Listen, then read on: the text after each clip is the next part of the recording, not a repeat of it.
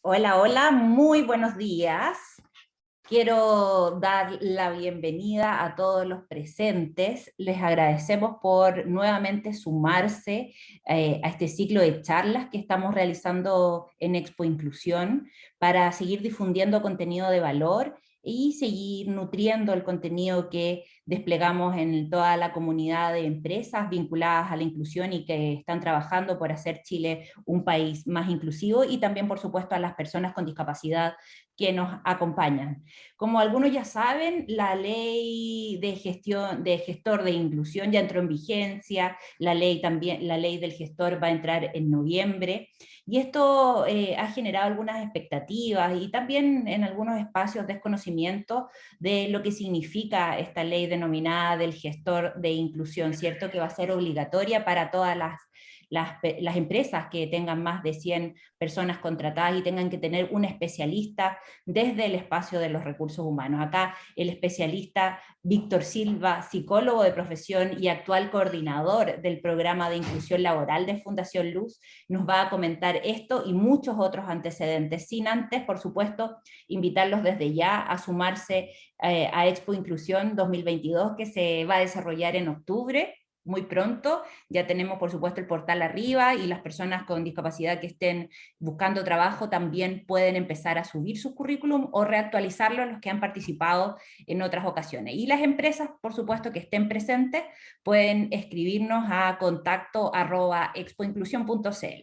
Ahora, sin más preámbulos, los dejo con ustedes y saludo a Víctor Silva, que nos acompaña amablemente esta mañana. Hola, Víctor, ¿cómo estás?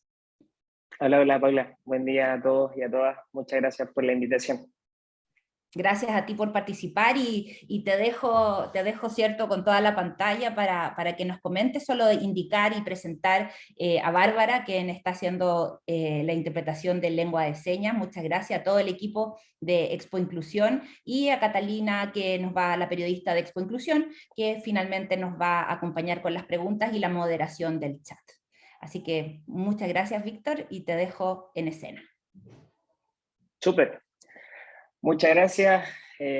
Buenas tardes ya a todos, a todas los que están conectados. Para nosotros como Fundación Luz, como programa de inclusión laboral, es un placer poder estar en este espacio, traer acá lo que denominamos como una charla o un contenido más relacionado con la gestión, con la inclusión y la discapacidad, ¿ya? Manu, si podemos ahí compartir la pantalla. Bueno, comentar brevemente para los que no conocen Fundación Luz. Fundación Luz es una fundación, ya que estamos a puertas de cumplir nuestros 100 años, ya estamos ahí trabajando desde siempre con todo el ciclo vital de la persona con discapacidad visual, desde los programas de atención temprana hasta la inserción laboral, pasando por la rehabilitación, pasando por la capacitación, pasando por un proceso formativo, como también está ahí el Colegio Santa Lucía, ¿ya? Y teniendo otro tipo de servicios también, como es la Orquesta Sonidos de Luz, los servicios de masoterapia, y cada uno de los servicios también relacionados con el audiolibro, ¿ya?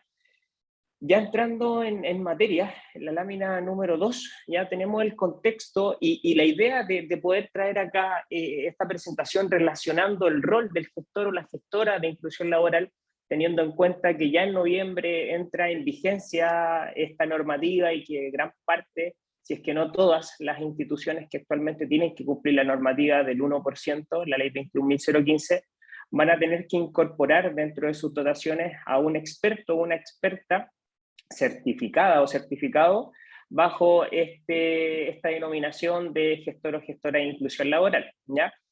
Pero también se nos hacía importante tener en cuenta este contexto desde el marco normativo primero que todo. Cómo como país, como sociedad, como organizaciones, ¿ya? Públicas o privadas, hemos ido interiorizando ciertas normas, ciertas leyes, las cuales nos han ido deductiva o inductivamente llevando a ser más inclusivos, o al menos eso se espera, desde el quehacer de las instituciones.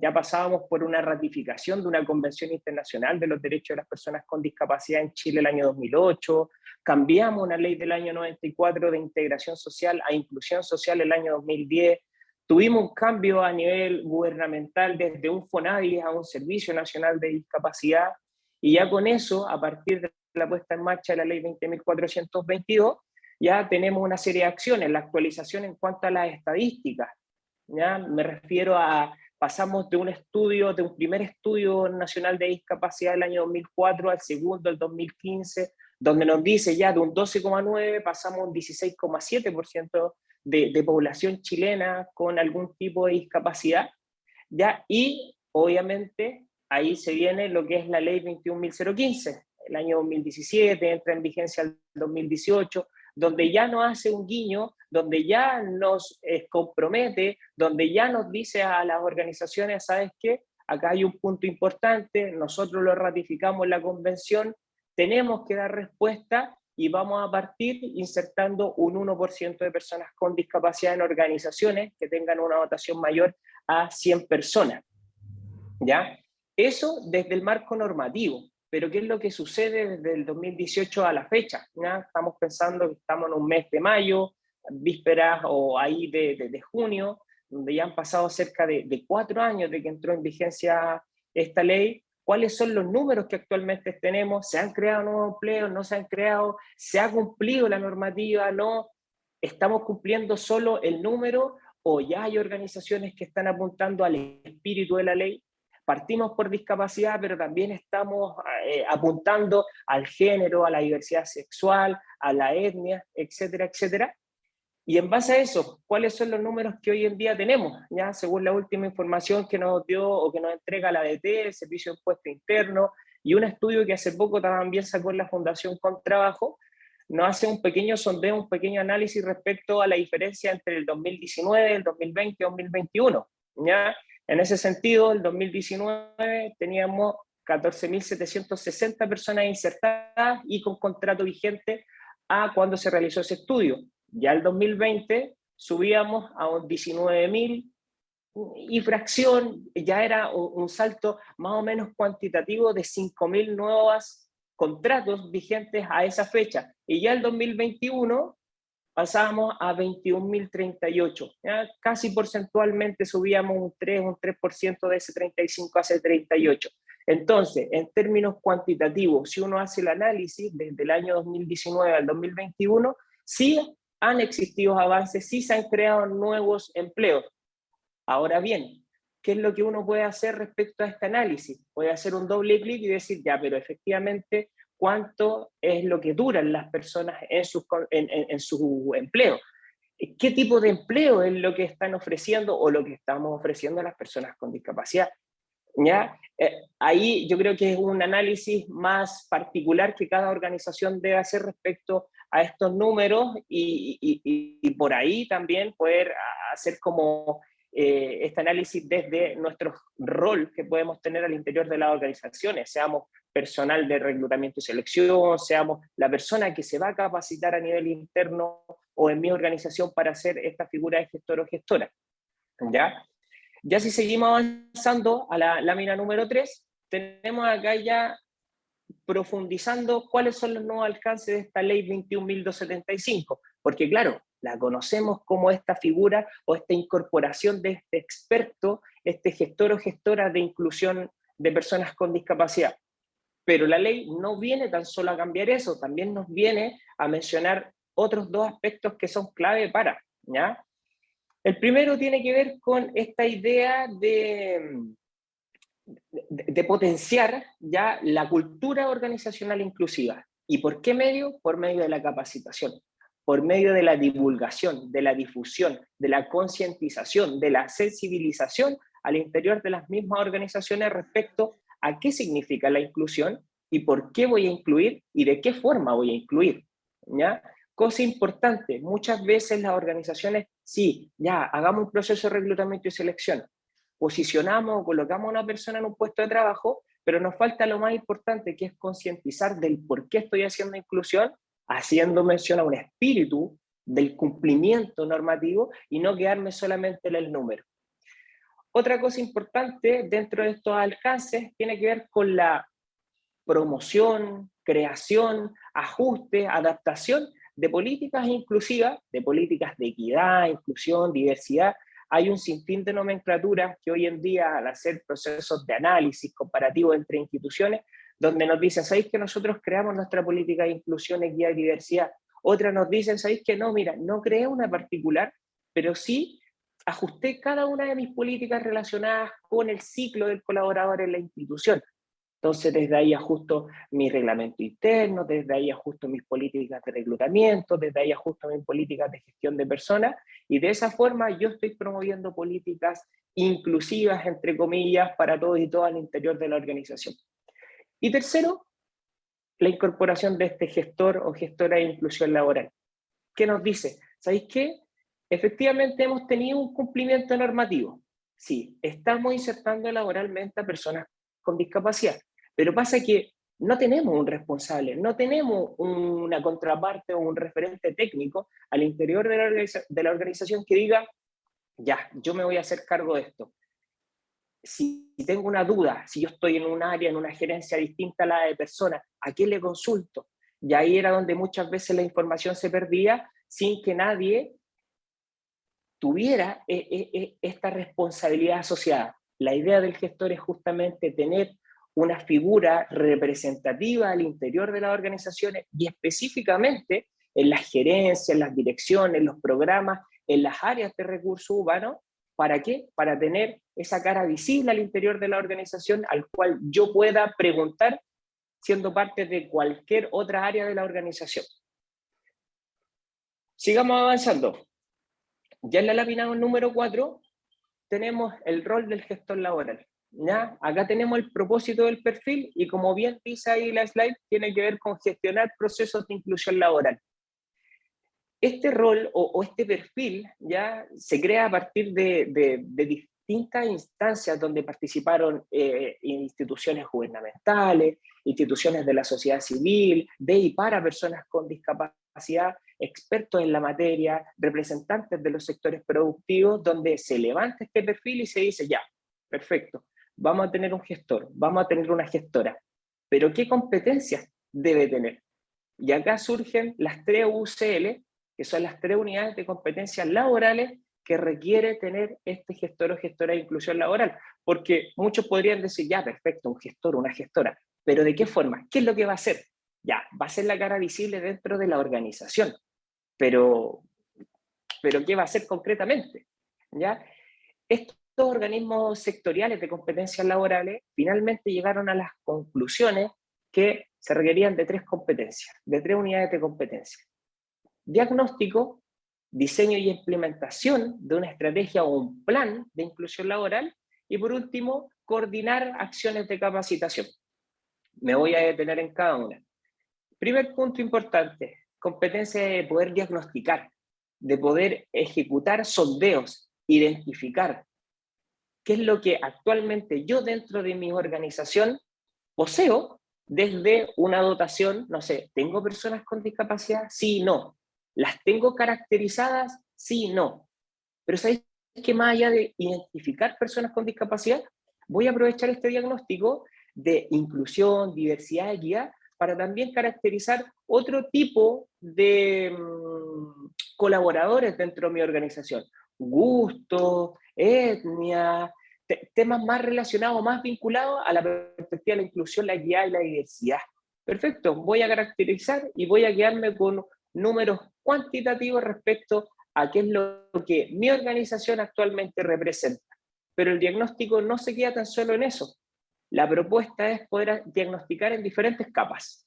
¿A qué me refiero? Perfecto, partimos por lo más bajo, por lo más inductivo, por reconocer a las personas con discapacidad y los representantes de algún grupo específico dentro de la institución. Pero este diagnóstico también debe incluir el análisis de estructura organizacional. Saber dónde, en mi rol de gestor, voy a posicionarme orgánicamente. Es distinto posicionarme en una gerencia de personas a posicionarme en una dirección que está bajo una gerencia de administración y finanzas, estructuralmente. También dentro de ese diagnóstico, estructuralmente yo tengo que ser capaz de saber hasta qué punto mi margen de maniobra va a contribuir a poder generar cambios culturales en la organización en el mediano o en el largo plazo y acciones muy concretas en el corto plazo, como puede ser el proceso de ingreso de una persona con discapacidad a la organización. También el diagnóstico puede realizarse en una segunda capa.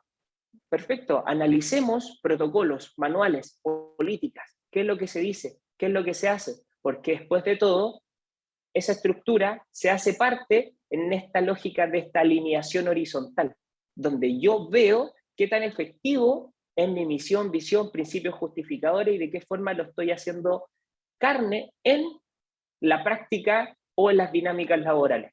Entonces, la idea de esta UCL número 1 relacionada con el diagnóstico de identificar personas con discapacidad se debe hacer en distintas capas. Ya pasamos a la segunda UCL, que tiene que ver con poder diseñar, implementar, ejecutar, gestionar planes de inclusión laboral en la organización. Y acá lo que se sugiere, ¿ya?, es también hacer una lectura de la institución en la cual yo voy a estar, o en la cual me voy a insertar, o en la cual me contrataron y actualmente voy a asumir el rol de gestor o gestora. ¿Ya? Definir hitos, teniendo en cuenta la temporalidad de la organización y de qué forma mi propuesta como gestor o gestora va a estar alineada a lo que el diagnóstico nos va a arrojar. ¿Qué es lo que dice el principio justificador? ¿Qué es lo que dice la política? Tengo que hacer una propuesta, una implementación, un plan en base ¿a qué? A diseño, en base a implementación, en base a evaluación. Voy a definir hitos más relacionados con la concientización, con la educación, con ajustar ciertos procesos internos, con promover políticas inclusivas. La idea es que esta segunda UCL nos dé toda esa parte operativa, la cual el diagnóstico nos va a entregar la información, teniendo en cuenta la realidad organizacional. Es muy distinto ser un gestor en una empresa que tiene 800 colaboradores a una institución que pueda tener 2.000, 3.000, 4.000, 5.000 o 200. Por eso es tan importante el proceso de diagnóstico y la lectura que nosotros podamos hacer de las dinámicas organizacionales. Siguiente y tercer unidad de competencia laboral, ¿ya?, tiene que ver con esta idea de coordinar capacitaciones, ¿ya?, vinculado a los alcances que ya nos mencionaba la ley 21.275.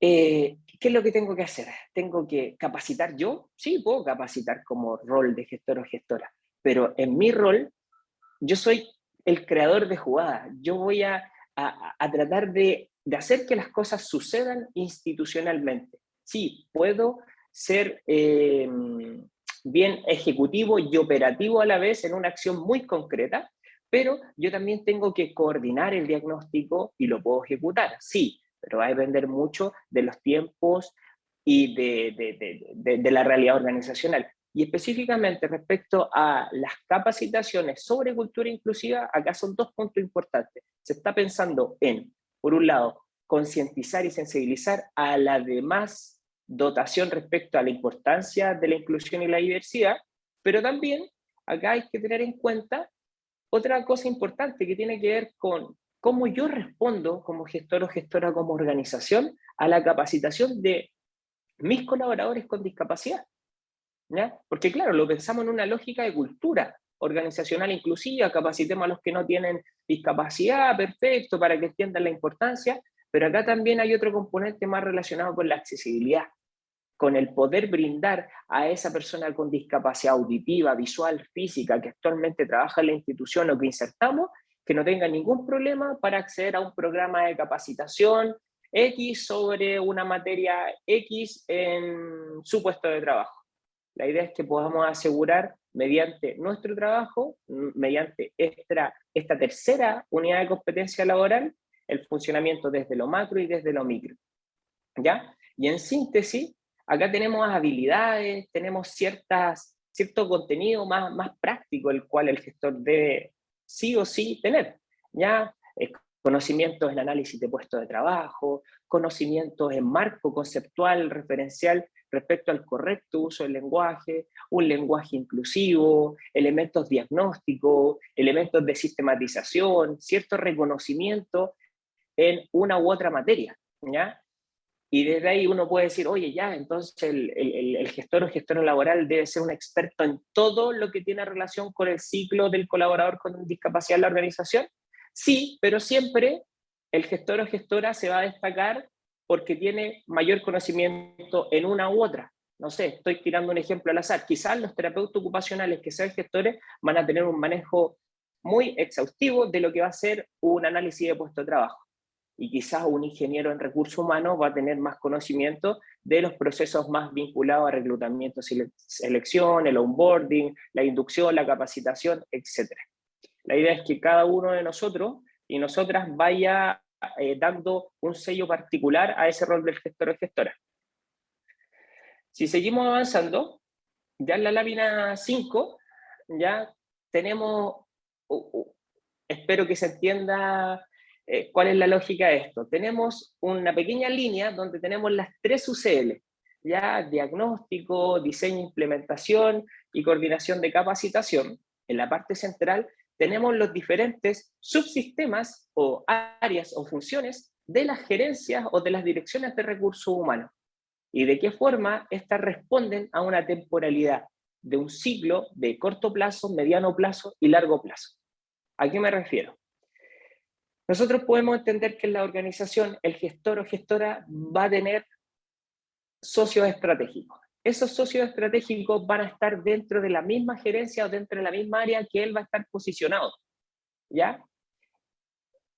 El encargado de reclutamiento y selección, el encargado de inducción y capacitación, el encargado de onboarding, el encargado de desarrollo de carrera y promoción, el encargado de clima organizacional, el encargado de engagement o de compromiso organizacional, ¿ya? Ese mapeo de actores, de socios estratégicos internos es clave, tanto como es clave poder hacer este mapeo externamente, reconocer cuáles son las fundaciones, cuáles son las organizaciones, cuáles son las instituciones que me van a poder orientar a mí en mi rol de gestor o gestora, poder contribuir a una inserción laboral efectiva de un colaborador o de una colaboradora. En ese sentido, y volviendo a la lámina, cómo en este ciclo a corto plazo yo soy capaz en mi rol de gestor modificar procesos de reclutamiento y selección, asegurando un acceso para todos y todas, independiente tenga o no tenga discapacidad. Y desde ahí, obviamente, que el equipo de R&S es clave dentro de este flujo, porque es el ingreso a la institución, ¿ya? Después, ¿cómo lo voy a inducir? ¿Cómo voy a contribuir a este proceso de onboarding? ¿Cómo voy a contribuir a la capacitación? Porque en algún momento voy a tener que evaluar su desempeño. ¿Qué tipo de contrato le hago? Son dudas que van a estar instaladas en los distintos miembros, compañeros o compañeras que yo pueda tener al interior de la organización.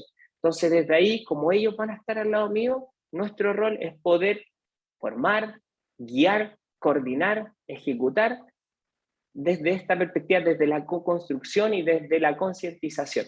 Porque claro, muchos de nuestros compañeros o compañeras no tienen por qué saber sobre esta temática, pero nosotros como gestores o gestoras vamos a ser los vectores, los facilitadores o los que vamos a entregar esta información. La idea es que logremos alinear ese equipo de trabajo que va a ser la cara visible con esta posible inserción laboral de una persona con discapacidad. Y ya en una capa mayor, obviamente, uno puede decir estructuralmente, mira, estamos en una gerencia donde acá tenemos 4 o 5 políticas, podríamos echarle un vistazo, podríamos revisar si es que existe una política específica sobre equidad, inclusión, diversidad. No, no hay, promovamos una, de qué forma lo podemos hacer, cómo lo podemos escalar organizacionalmente, y desde nuestro rol ya estamos generando transformación y estamos posicionando el segundo alcance que ya nos mencionaba la ley 21.275. A nivel general, a nivel contextual, hay muchas organizaciones que ya están dando o que ya están ajustando sus políticas, anticipándose a lo que ya veían venir, tal cual como otras organizaciones también ya se están anticipando a un 2%, a un 3%, a un aumento de la cuota, y otras aún están llegando ahí al 1%. La idea es que podamos contribuir de esa forma, porque aparte de lo que nosotros podemos entender como ese 1%, el que se está anticipando al 2% entendió el espíritu de la ley, realizó un buen proceso interno y externo de mapeo y el proceso fue efectivo, la colocación fue efectiva y a partir de eso quiere seguir insertando. Si seguimos avanzando, Ya en la lámina número 6 tenemos una pirámide. ¿Ya? Esta pirámide, de abajo hacia arriba, resume estructuralmente el rol y cómo, lo que yo mencionaba anteriormente, nos vamos vinculando con capas. ¿Ya? Primero que todo, tener claridad de la organización en la cual nosotros estamos, en la cual nos posicionemos, los principios justificadores, misión, visión, valores. Es distinto si llega una institución que en su misión, visión o valores declara la inclusión social, declara el valorar la diferencia. Ahí ya parto de un escenario muy distinto a una institución que no lo tiene declarado o que no lo tiene incorporado dentro de su ADN. Va a ser un proceso más difícil, pero el diagnóstico igual me va a marcar mi hoja de ruta. Siguiente ítem en la misma pirámide, ¿ya? La estructura organizacional, saber cuántas gerencias tengo, cuántas direcciones, si trabajo en una universidad, cuántas vicerrectorías, cuántas direcciones, si trabajo en otro rubro, ver de qué tipo es mi organigrama, es más vertical, es más horizontal, cosa de yo como gestor o gestora poder tener claridad y una foto de lo que es. Siguiente componente, políticas, protocolos, procedimientos, lo que ya conversábamos. Es importante que más allá de la bajada de estos principios justificadores, valores, misión, visión, nosotros también podamos entender la dinámica de las políticas hacia los dos lados, ¿ya? Izquierdo, derecho, horizontal. ¿Para qué? Para que realmente conversen entre ellas. Finalmente, las dinámicas laborales o la cultura organizacional, que es la que, de una u otra forma, brinda la identidad y la personalidad a mi organización. Por último, y ya voy a dar paso a las preguntas si es que hay ahí en el chat, Catalina, tiene que ver con los desafíos. ¿Qué desafíos nos da esta ley 21.275? ¿Qué nos dice? ¿Cómo lo podemos hacer? ¿O de qué forma viene a replantearnos la forma en la cual estamos haciendo inclusión? ¿Ya? Primero que todo, cumplir el espíritu de la ley 21.015, que se viene a apalancar con esta ley 21.275. Siguiente, la importancia de formar efectivamente a gestores y gestoras. La seriedad que tenemos que darle al proceso. Sí, nos vamos a formar, pero después vamos a ir a un organismo certificador que va a evaluar mis competencias, me va a evaluar las 3 UCL y yo tengo que dar respuesta lo más concretamente posible. ¿Por qué? Porque de eso va a depender mi gestión y poder contribuir a una inserción laboral efectiva de un colaborador o colaboradora con discapacidad. Siguiente, un desafío importante, aumentar porcentajes de personas con discapacidad del sector público y seguir contribuyendo al sector privado. Siguiente, aumentar porcentajes de organizaciones que tienen políticas inclusivas o que ajustaron o que adaptaron. La idea es que vamos hacia allá, ¿ya? Holísticamente tenemos que hacer esta bajada con esta política, la cual va a permear cada una de las acciones, cada uno de los procesos que yo voy a tener como organización.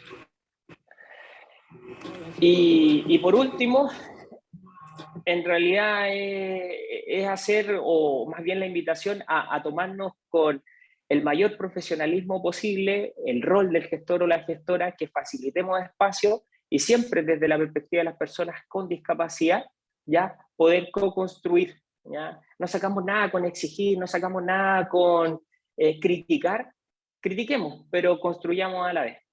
Eso, Cata, no sé si hay dudas, consultas. Ay, sí, súper, Víctor. Oye, muy buena la charla, entregaste demasiados conocimientos que todos tenemos que, la verdad, adquirir, sobre todo los que estamos involucrados en todo el tema de inclusión, por mi parte, por lo menos encargada aquí de comunicaciones de inclusión. Y sí, tenemos preguntas, así que partimos con Paola Peñalosa, que pone: buenas tardes. ¿Qué opina que el gestor de inclusión no sea precisamente un psicólogo? ¿Pueden haber empresas que soliciten otros profesionales igualmente capacitados? Hola, Paola, ¿cierto? Sí. Hola Paola, ¿cómo estás? Sí, mira, yo creo que el que no sea un psicólogo específicamente o que no sea un profesional de un área específica, contribuye justamente a esta idea de poder descentralizar y potencia la diversificación del rol del gestor o gestora. ¿Ya? Justamente este perfil de competencias funcionales, como lo crea Chile Valora, nos permite tener como ese margen de que un profesional de la salud, un profesional de las ciencias sociales o un profesional de la ciencia económica pueda asumir este rol, pero a pesar de eso, más allá del origen o de la formación académica que tenga, debe poseer estas 3 unidades de competencias laborales, porque a la hora de hacer el trabajo, lo que va a primar va a ser la unidad de competencia laboral. Y por lo mismo hay todo un proceso de certificación. Yo personalmente te agradezco que no se cierre solamente a psicólogo o psicóloga respondiendo a tu consulta, sino que más bien pueda estar abierto a todas estas otras áreas de expertise. Sí, bueno, de hecho, como completando un poco lo que tú dices, Paola, por ejemplo, yo soy periodista y también voy a empezar el curso de gestor de inclusión por el tema de esta relación con inclusión, así que también se agradece que no sea como un cargo específico de recursos humanos o psicólogo, porque si no quedaría fuera. Aquí Marcelo Romero nos pone, dentro de los procesos de inserción y la importancia del gestor, ¿qué involucramiento o rol exigido tendrán las mutualidades para contar con un gestor idóneo para el apoyo o trabajo sobre la mantención de la salud y la seguridad ocupacional? Ya. Lo que pasa es que ahí el rol del gestor se basa específicamente en estas 3 unidades de competencia laboral, pero en el mapeo, que en este caso el gestor pueda hacer respecto a la importancia de tener, no sé, como un partner, algún prevencionista interno donde tengamos que velar, no sé, por planes de emergencia accesibles, planes de evacuación accesibles, son primordiales a la hora de responder a la seguridad, a la salud, a la prevención de cualquier siniestralidad al interior de la organización, sea cual sea. En este caso es solamente accesibilizar el proceso o definir una adaptación a un proceso que ya está instalado. Pero desde ahí es esta idea de poder mapear e identificar cuál va a ser el rol que yo voy a asumir con, no sé, en este caso el prevencionista desde las lógicas de las prevenciones. Súper. Aquí Francisco, se me corta el apellido, así que prefiero no decirlo, pero Francisco nos pone, ¿una empresa puede contratar un servicio externo de gestor para dar cumplimiento, ya sea a través de un contrato de honorario, por ejemplo, a un profesional que se encuentre certificado como gestor, y decir que pertenece al equipo de recursos humanos? Ya, en ese sentido lo que nos dice la normativa es que el gestor o gestora debe estar contratado, en este caso, por la mandante, siguiendo el ejemplo de, ya, para poder dar cumplimiento a la normativa. No, no puede ser un servicio externalizado de, ya, pensando en que si tengo que cumplir la normativa de los 100 colaboradores o el 1% de una votación de 700, tengo que estar contratado por la misma organización. Y ahí pasan dos cosas. Las organizaciones va a contratar a alguien externo nuevo que venga a hacerse cargo de eso, o algunas otras van a capacitar a algún profesional que ya venga liderando esos procesos, o derechamente van a capacitar a una persona a la cual le van a asumir esa función. Buenísimo. Nicolás Luco pone, para una empresa multiroot que tiene 7 razones sociales, con más de 100 ¿Mm? trabajadores cada una, ¿cómo debe contar con al menos 7 gestores de inclusión? Mi consulta es, ¿pueden ser los 7 gestores de una sola razón social, que esos 7 estén contratados bajo la misma razón social, o debe haber un representante por cada razón social? Uno por cada razón social, ¿ya? Cada organización ahí se va a contabilizar de manera independiente. En ese sentido, si la empresa X tiene 105 colaboradores, en el área de recursos humanos debe existir un gestor o gestora. Si la empresa Y tiene 205 colaboradores, tiene que estar la figura del gestor, más allá de que sea multirol. Perfecto. Y bueno, acá Milka Páez pone, ¿cómo puedo certificarme? ¿Debo igual hacer un curso si soy magíster en educación diferencial? Tengo las competencias de inclusión, pero no las laborales. Súper. Hola Milka, mira, en ese sentido la secuencia es la siguiente. Se crea este perfil, se levanta con este organismo sectorial de competencias laborales, se difunde o más bien se presenta en el sitio web de Chile Valora. Ahí se reconocen 3 organismos certificadores de competencia, ¿ya? CERLAB y otros 2 más que no recuerdo los nombres en este momento, pero tú tienes 2 ¿Curón creo que era formas. también? Ese mismo. Capital. Tienes 2 formas. Pasar directamente a con este organismo certificador y decir, ¿sabes qué? Quiero hacer la prueba, pagas la certificación y te hacen todo su proceso evaluativo para ver si es que reúnes las 3 UCL y pasas y te certificas como. O lo otro es que muchas personas dicen, ¿sabes qué? Mira, tengo todo lo relacionado a diagnóstico, pero me falta la UCL2 relacionado con coordinación, con diseño y una implementación de un sistema de gestión, y la UCL3 relacionada con capacitaciones, creo que la tengo ahí a la mitad. Igual me voy a formar, pero es parte del riesgo. Tú puedes ir directamente al organismo certificador, pedir que te hagan la prueba y ver si certificas y pasas, o te formas en algún curso de formación, o también lo puedes hacer autodidactamente, claro. Súper. Mira, aquí Edwin Hermosilla pone algo igual interesante. Al ser una persona con discapacidad, en mi caso visual, profesor de educación diferencial, ¿podré tener la opción de certificarme y poder ser gestor laboral? Es un tanto obvia mi pregunta considerando el marco legal actual, pero me gustaría saber la impresión u opinión al respecto. Hola Edwin, ¿cómo estás? Sí, obvio. La idea es que justamente este rol de gestor o gestora no está cerrado a, por un lado, a lo que nos preguntaba Paola al principio, a un tipo de profesión determinada, ni a un tipo de persona. Acá el que sea puede ir a certificarse como gestor o gestora, tenga o no tenga discapacidad, ¿ya? Y desde ahí lo que hay que chequear, sí, es que estos organismos certificadores reúnan las medidas necesarias, suficientes para que a la hora que una persona con discapacidad visual vaya y haga esta certificación, pueda hacerlo en igualdad de oportunidades, igual que cualquier otra persona, y que le brinden los ajustes razonables necesarios. Pero en ese sentido, Edwin, podría hacerlo sin ningún problema. Buenísimo. Valentina Abarca pone, ¿por qué la empresa no es la que certifica? Pensando que las acciones se tienen que implementar en esta, me genera muchas dudas esto. La empresa no es la que certifica, ¿en qué sentido? ¿La empresa que trabaja esa persona? Ahí sí Claro, yo Valentina creo nos que se puede poner refiere a más eso. datos. Sí, claro, si la puede complementar mejor, igual entiendo que Mm, se refiere a, como al gestor que va a trabajar en su empresa porque no lo certifica en la misma empresa. Pero bueno, acá Genaro Gómez nos pone, una empresa puede contratar, esto ya lo respondimos, dijimos que no. sí. Em, y si puedes explicar un poco más el rol de Chile Valora. Ya, perfecto.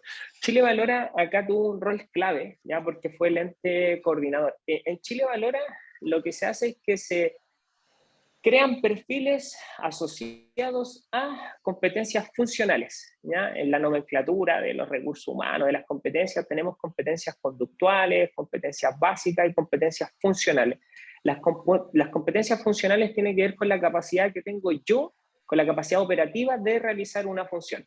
Chile Valora, el organismo gubernamental que reúne como ente clave a estos OSCL, organismos sectoriales de competencia laboral, donde mezcla, en este caso, a agrupaciones de y para personas con discapacidad, agrupó empresas y agrupó a un sector público. En este caso estaba Senadi, estaba Chile Valora, estaba Sense, y a partir de ese organismo sectorial de competencia laboral se se unifican ciertos criterios básicos relacionados con qué es lo necesario, mínimo requerido funcionalmente para que este gestor pueda llevar a cabo de manera efectiva su rol dentro de la organización. Y Chile Valora, después de todo, es el que publica el perfil, quien unifica y quien coordina todo esto desde el organismo sectorial hasta la sistematización de la información para definir las 3 UCL. Ese es el rol clave de Chile Valora. Súper. Y bueno, para ir cerrando, aquí Cristian Araya nos pone, hola, excelente presentación, todo muy claro. Una pregunta, ¿existe alguna fiscalización y multa para las empresas que no cumplan con tener al o el gestor? Si es así, ¿quién lo haría y cuál sería la multa? Muchas gracias, Cristian. Mira, en ese sentido, la ley, bueno, se promulgó ya hace aproximadamente 18, 19, 20 meses, ¿ya? Y entra en vigencia al mes 25 de haberse promulgado, y eso quiere decir en noviembre de este año, ¿ya? La idea es que para esa fecha, estas 2.207 organizaciones que declararon en su comunicación electrónica este año en la Dirección del Trabajo, tengan esa figura de gestor o gestora, ya en noviembre. ¿Qué es lo que va a pasar? En cuanto a la fiscalización, aún no está muy claro cuál va a ser el tipo de multa, pero la fiscalización va a ir aparejada al cumplimiento normativo muy similar a lo de la 21.015, donde va a existir una comunicación electrónica en el mes de enero, donde yo voy a tener que señalar ahí quién es mi gestor o gestora certificado o certificada. Súper. Nos ponen también, Paulina, ya vamos a ir cerrando para que vayan escribiendo las últimas preguntas. Bueno, Genaro nos estaba preguntando quién fiscaliza a las empresas. Es una La pregunta, ¿quién DT, sí. fiscaliza a las empresas? La Dirección del Trabajo. Sí. Buenísimo. Y Paulina David, disculpa si lo digo mal, una consulta, una institución pública con 2.000 trabajadores, con oficinas en todas las regiones, ¿debe tener un único gestor de inclusión en todas sus sedes o solo en su sede central?